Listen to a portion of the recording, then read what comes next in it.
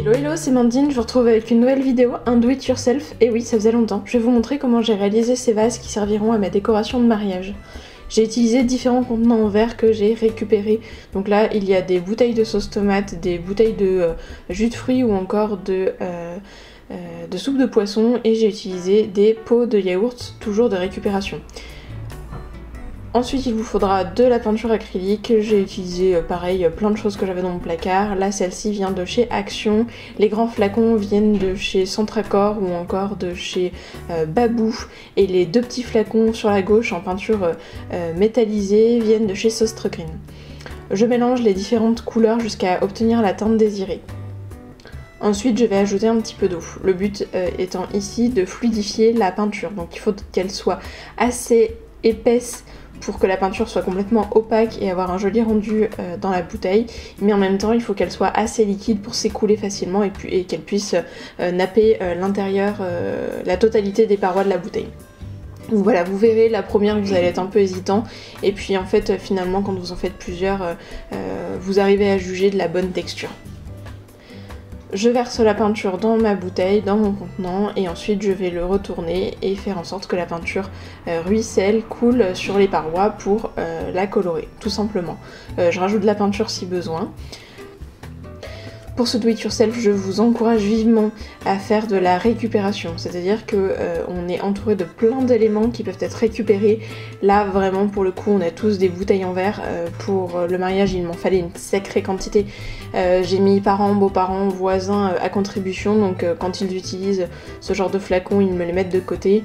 Voilà, vous les nettoyez bien, il faut que l'intérieur soit bien sec au moment de votre bricolage, sinon la peinture n'adhérera pas, mais vraiment voilà. N'allez pas acheter pour acheter, consommer pour consommer, on peut vraiment faire de la récup, et en plus pour le coup c'est pas cher. Voilà. Une fois que vous avez fini, que la peinture a bien ruisselé, vous la mettez à l'envers, tête en bas, sur un support. Attention, prenez bien quelque chose d'étanche, c'est-à-dire que la peinture qui va couler va imbiber votre support. Si vous prenez un carton trop fin ou autre, il risque de s'imbiber et du coup de colorer votre plan de travail en dessous. Et ensuite je réutilise le même pot et je remets de la peinture pour obtenir différentes nuances, différentes teintes et avoir un joli dégradé. Je procède exactement de la même manière avec les pots de yaourt.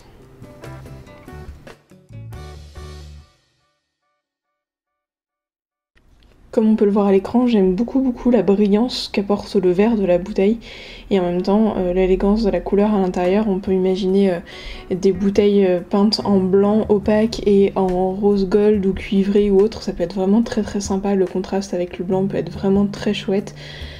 C'est vrai que le fait de les peindre à l'intérieur, ça permet aussi de les rendre plus solides et plus robustes, c'est-à-dire que pendant les préparatifs de mariage, elles vont être baladées dans des cartons, etc. Ça évite que la peinture soit à l'extérieur et donc du coup que la peinture ne soit friable. Donc franchement c'est vraiment très pratique et très élégant. Voilà, j'espère que la vidéo vous aura plu, que les instructions auront été claires et qu'elles vous auront donné envie de réaliser ce petit do it yourself. C'est vrai que ça peut vous permettre de décorer un intérieur, voilà, on peut imaginer y placer des branches d'eucalyptus ou de fleurs séchées à l'intérieur et poser ça sur une étagère, un buffet ou autre. Ça peut servir pour de la décoration de mariage ou une décoration de baptême, etc. Donc je trouve que c'est vraiment accessible, ça coûte vraiment rien et ça permet de réutiliser ce qu'on a à la maison. Donc on est en période de confinement en ce moment, profitez-en, occupez-vous, prenez le temps de faire ce que vous n'avez pas le temps de faire le reste du temps, et surtout prenez soin de vous. À bientôt, bye.